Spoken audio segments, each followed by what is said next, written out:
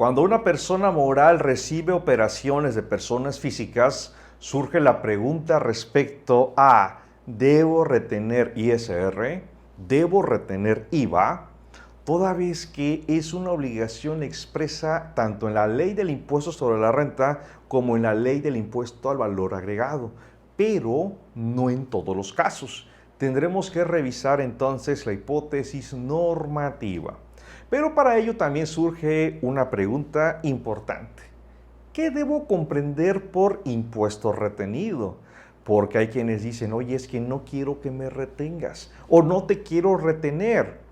El impuesto retenido se considera un pago anticipado, un pago adelantado.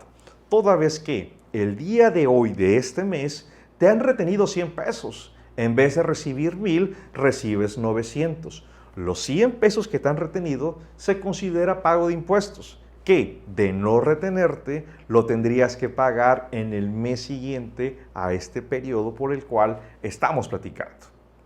Y para ello vamos a analizar algunos supuestos tanto para efectos de la ley del ISR como de la ley del impuesto al valor agregado. No sin antes recomendarte por favor el estudio y la profundidad del concepto de persona moral previsto en el artículo 7, párrafo primero de la ley del impuesto sobre la renta. Para ello entonces pudiéramos tener un concepto un tanto general, porque persona moral será aquella empresa privada, será aquella empresa sin fines de lucro, organizaciones o incluso se habla de el gobierno. Son personas morales y dependiendo de la hipótesis normativa, están obligadas, por supuesto, a efectuar la retención del impuesto sobre la renta o, en su caso, del impuesto al valor agregado. ¿Qué ocurre en ISR? Vamos a platicar de 4 escenarios generales, por los cuales las personas morales tienen que efectuar dichas retenciones. Pero antes de profundizar, también quiero señalar lo siguiente. Quien debe observar, quien debe atender las disposiciones de retenciones, no son las personas físicas, son las personas morales. Las personas físicas no tienen obligación de manifestar en sus comprobantes de ingresos ISR retenido tanto, IVA retenido tanto. No, porque la obligación primaria de la persona moral, además de efectuar la retención al pago, también es la de expedir un CFDI de retenciones. Con ello entonces se cumple con la obligación. Pero también observaremos que en el caso que la persona física, en efecto, desglose las retenciones en el comprobante fiscal de ingresos, dicha persona moral queda relevada a entregar el CFDI de retenciones. Es por ello muy importante atender quién está obligado y sobre todo qué acción releva la obligación. Primer supuesto. Cuando una persona física presta servicios profesionales a una persona moral. Estamos de acuerdo que en términos del artículo 106 de la ley del impuesto sobre la renta, las personas morales tienen que efectuar retención del 10% de la contraprestación y lo que hemos platicado acerca del comprobante fiscal. Sin embargo, una pregunta que surge. ¿Qué debemos comprender por un servicio profesional independiente? Porque algunos erróneamente hemos afirmado que el servicio profesional se asocia con título profesional. Por lo tanto, si un médico, arquitecto, abogado, contador, psiquiatra, psicólogo, etc., prestan servicios a una persona moral, debe haber retención porque estas personas cuentan con un título profesional, a lo cual nuevamente eso es incorrecto. ¿Pero por qué incorrecto? Porque el artículo 100, fracción segunda de la ley del impuesto sobre la renta, no menciona, no indica que para tales efectos se requiera título profesional. Y quiero hacer una aclaración, explicación. Oye Mario, pero es que eso va en contra de la Constitución y de las leyes de educación, etcétera. Coincido contigo, pero para esos efectos. Aquí estamos hablando de la materia fiscal y te he compartido el fundamento legal, artículo 100, fracción segunda, ley del ISR. Cuando la norma se refiere a un servicio profesional independiente, se está refiriendo a un servicio personal independiente. Mario, no aclaraste nada, nos dejaste igual. Bueno, no, porque el concepto es servicio profesional independiente. Y es cierto, hace una remisión al concepto de servicio personal independiente. Y este concepto no se remite en la ley del impuesto sobre la renta. Sí, entonces, en la ley del impuesto al valor agregado. Pero para ello quiero que por favor me ayudes a este estudio con tu ley y que revisemos el artículo 1 o artículo primero de la ley del impuesto al valor agregado, particularmente en la fracción segunda.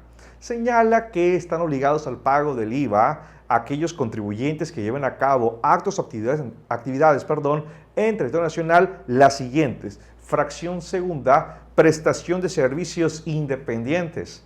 Si observas entre el 100 fracción segunda ley de ISR y artículo primero fracción segunda ley de IVA, ¿qué diferencia hay?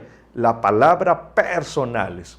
Sigamos. Ahora, el artículo primero A, fracción segunda, inciso A de la ley de IVA, señala que están obligadas a efectuar la retención del 100% las personas morales que reciban servicios personales independientes. Observa, artículo primero, ley de IVA, servicios independientes. Fracción primera, artículo primero A, fracción segunda, inciso A, servicios personales independientes. Otra vez la palabra personal marca la diferencia. Ahora, para finalizar, vamos a revisar el artículo 14, último párrafo, ley del impuesto al valor agregado. Y nos señala que el servicio independiente tiene la característica de personal cuando no derive de una actividad empresarial. Y recordando el artículo 16 del Código Fiscal de la Federación, actividad empresarial, comercial, industrial, agrícola, ganadera, silvícola o de pesca. Por lo tanto, si el servicio que la persona física le está prestando a la persona moral no tiene la característica de empresarial, se considera que es personal. Si es personal, entonces es profesional. Y si es profesional, debe efectuarse la retención del 10% del impuesto sobre la renta. Oye Mario, ¿cómo detectar o cómo analizar que si el servicio en efecto tiene la característica de una actividad empresarial? Hemos dicho, artículo 16, industria, agricultura, ganadería, silvicultura y pesca. Nos falta la actividad comercial y esta la excluí porque es donde tenemos que hacer el análisis. Si revisas la fracción primera, va a referir a aquellas leyes de la materia para los actos mercantiles o actos de comercio, que en efecto es el Código de Comercio. Y para ello te invito a que revises el artículo 75 de dicho Código de Comercio, en donde se reputan los actos de comercio. De modo que, si del estudio que efectúes te das cuenta que el servicio que estás recibiendo como persona moral encuadra en el artículo 75 del Código de Comercio, es una actividad comercial. Si es comercial, es empresarial. Si es empresarial, no es persona independiente. Por lo tanto, es un servicio independiente y aquí no hay retención del impuesto sobre la renta del 10% por servicios profesionales. Notes entonces la diferencia entre servicio profesional, servicio personal, porque de ello va a derivar en efecto esa obligación. Segundo supuesto, ¿qué sucede cuando hablamos en este caso del otorgamiento del uso goce temporal de bienes inmuebles? Revisemos por favor el artículo 114 de la ley y refiere a los bienes inmuebles. Recuerda el principio, donde la norma no distingue, el intérprete no tiene por qué distinguir. Y como hay distinción de bienes inmuebles, vamos a observar que sí habrá retención del 10%. De modo que si tengo el arrendamiento de bienes muebles, En primer lugar, no se grava en el capítulo 3, título 4 de la ley. Su gravamen se encuentra en el capítulo 1, actividad empresarial. Recuerda, revisa el artículo 75, fracción primera del Código de Comercio, los alquileres verificados con propósito de especulación comercial. Así las cosas. Cuando hablamos del otorgamiento del uso goce temporal de bienes inmuebles, nos referimos al arrendamiento, nos referimos al usufructo. En lo general, porque son otorgamientos en donde se dan a título oneroso, hay una contraprestación. En el comodato, evidentemente, como es gratuito, no existe contraprestación y no entraríamos en la discusión de una retención. De modo que, si la persona moral está recibiendo arrendamiento o usufructo de una persona física y este es un bien inmueble, claro está, se tiene que efectuar la retención del 10%. Mismos comentarios con el tema del comprobante fiscal. Ahora, recuerda, no todos los arrendamientos se encuadran en capítulo 3 porque habrán arrendamientos comerciales, como el caso de hoteles, moteles, salones de fiesta, etc.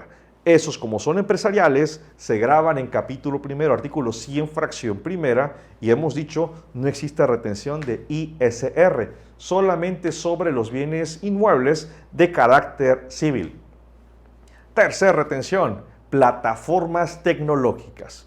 Aquí esta es una retención muy particular que están obligadas a efectuar las personas morales. Y aquí no hay ningún cuestionamiento, no hay duda. Porque la persona física que se dedique, en este caso, a estar vendiendo o prestando servicios por internet, o que den arrendamiento comercial o empresarial por internet, o que en todo caso preste servicio de entrega de bienes o de conducción de vehículos particulares, también por internet, la persona moral, en este caso la plataforma, efectúa retenciones y esa retención tiene carácter de pago provisional.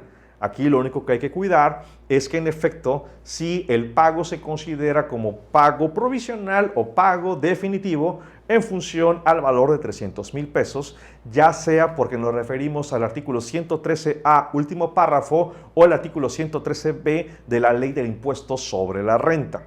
Y el cuarto supuesto es en el régimen de confianza. Recordemos que para este tipo de contribuyentes, el artículo 113E de la ley, párrafo primero, indica que es un régimen optativo. Y este va a comprender, permíteme incluir o señalar 4 actividades. Legalmente son 3, pero para su comprensión utilizaré 4. 1.